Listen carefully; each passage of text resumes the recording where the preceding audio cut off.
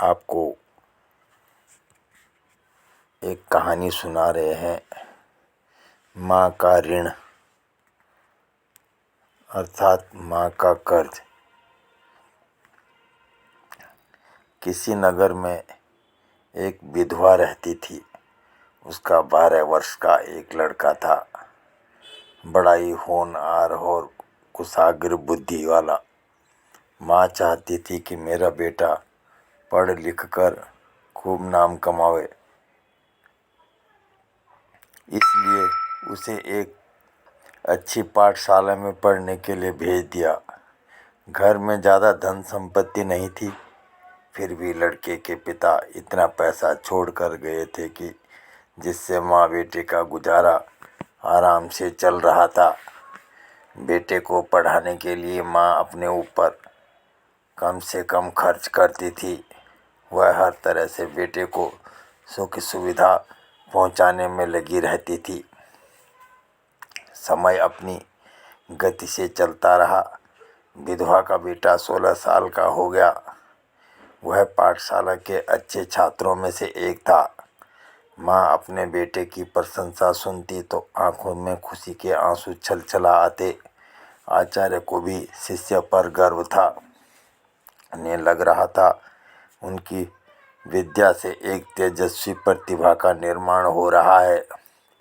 एक दिन की बात है, दोपहर का समय था। माँ घर के कामकाज में लगी हुई थी। तभी किसी ने द्वार खटखटाया। माँ ने उठकर दरवाज़ा खोल कर देखा। बेटा सामने खड़ा था। बेटे को देख माँ अंदर से कांप सी गई।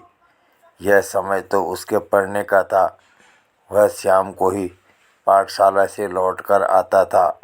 आज असमय क्यों लौट आया, पता नहीं क्या हुआ। बेटा अनमना सा घर के अंदर आ गया। माँ ने प्रश्नों की झड़ी सी लगा दी। उदास क्यों हो? आज इतनी जल्दी पाठशाला से क्यों लौट आए? क्या गुरुजी कहीं बाहर चले गए हैं या और कोई बात है? कुछ क्षण बेटा चुप रहा, फिर बोला, माँ, आज मैं धर्मशास्त्र पढ़ रहा था। उसमें लिखा था अपने माता पिता और ईश्वर की पूजा करो, उनसे बढ़कर कुछ नहीं है।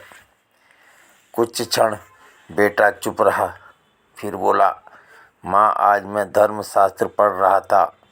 उसमें लिखा था अपने माता पिता और ईश्वर की पूजा करो, उनसे बढ़कर न कोई तीर्थ है न मंदिर। यही बात पढ़कर मैं घर चला आया। माँ, अब तुम बताओ, एक समय में एक ही पूजा हो सकती है? दो की पूजा मुझे कठिन लगती है।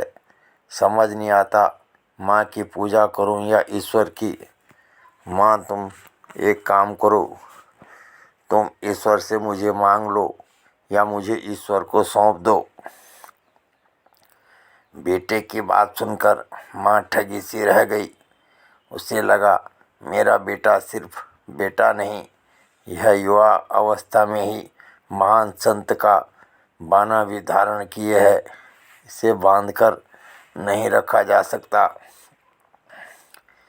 माँ ने अपनी गीली आंखों से बेटे की ओर देखा, फिर उसके सिर पर स्नेह का हाथ फेरते हुए कहा, जाओ बेटे, मैंने अपना अधिकार छोड़ दिया। आज से मैंने तुम्हें ईश्वर को अर्पण कर दिया। माँ की आज्ञा ले बेटा तुरंत घर छोड़कर चला गया। शास्त्री का विधि पूर्वक अध्ययन समाप्त कर भगवान की भक्ति में लग गया। उसके त्याग और तपस्या को देखकर दुनिया उसके सामने सिर झुकाने लगी और वह एक बहुत बड़ा संत बन गया।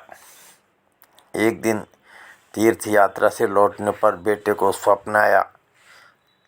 भगवान कह रहे थे, माँ ने अपना काम पूरा किया, अब तू भी अपना काम पूरा कर। मैं तुझे मिल गया, अब माँ को भी तो पा। बिना उसकी सेवा किए तेरे जीवन का सारा त्याग और तपस्या अधूरी है। संत की आंखें खुल गई। उसी दिन उसने अपनी माँ से मिलने चल पड़ा। घर के दरवाजे से झांक कर देखा, बूढ़ी माँ भगवान की मूर्ति के आगे बैठी थी। हाथ जोड़कर कह रही थी, भगवान मेरे संत बेटे की रक्षा करना।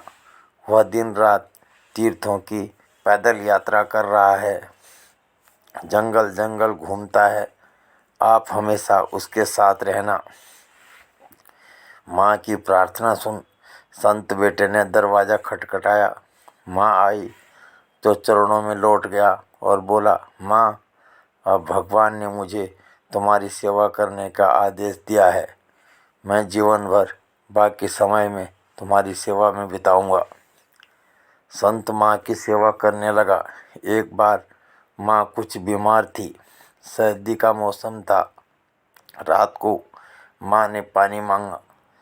संत पानी लेकर आए, मगर इसी बीच माँ को फिर नींद आ गई। बेटे ने मन में सोचा कि माँ को जगाना ठीक नहीं, बस वह पानी भरा लोटा ले माँ की चारपाई के पास खड़ा रह गया। देख रहा था कि माँ उठे तो पानी पिलाऊं, मगर माँ गहरी नींद में सो गई थी। दिन निकला, माँ की आंखें खुली, देखा बेटा पानी लिए चारपाई के पास खड़ा है। पूछा तो पूरी बात सुनकर माँ चकित रह गई। सोचने लगी, मुझे पानी पिलाने के लिए मेरा बेटा रात भर खड़ा रहा।